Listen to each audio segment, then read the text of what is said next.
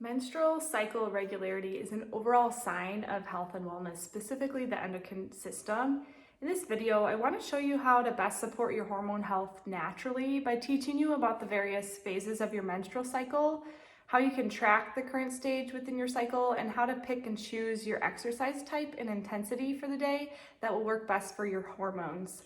So although the 12-week program for Simply Nourish Nutrition is not paired specifically with your cycle, this information will give you the guidance you need to make adjustments to the program as necessary. The program gets progressively more difficult, so if there are days you need to slow down and listen to your body, then by all means, please do that.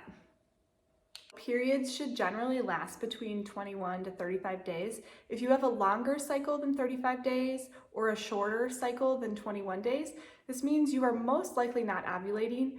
And ovulation is ultimately the goal of a menstrual cycle. This is where the follicle within your ovary is stimulated to release an egg.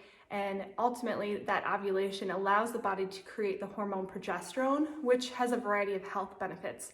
So progesterone's role is primarily to provide nourishment during a pregnancy, but it also has many other roles. So progesterone is a magical hormone, and it helps reduce inflammation overall in the body. It promotes sleep, it calms the nervous system.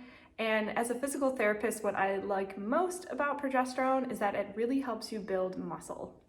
Ultimately, for those of you that are on hormonal birth control, this video is maybe not as applicable because the hormones that are utilized in birth control essentially trick the body into thinking that it's pregnant.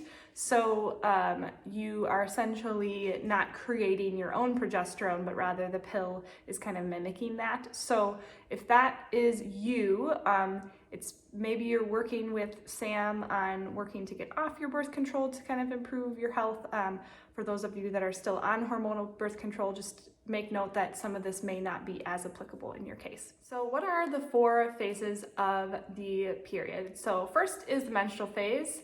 That is typically the phase that's kind of first in the cycle, so usually lasting between 1 to 5, 1 to 7 days. This is a period of time where your endometrial lining is shedding and you are bleeding.